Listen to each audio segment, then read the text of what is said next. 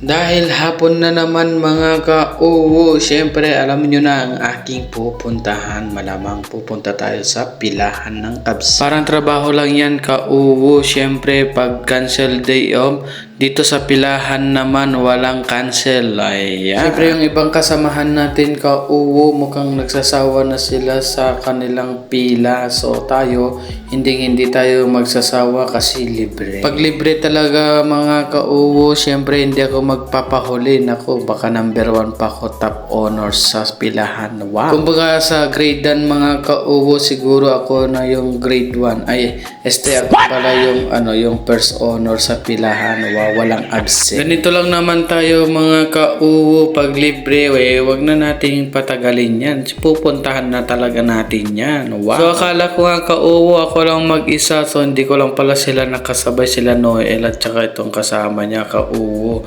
So kami na makakasama na naman. Wow. Nauna nga na tong kasama namin ka-uwo. Syempre akala ko maraming tao. So wala pa palang tao dyan mga ka-uwo.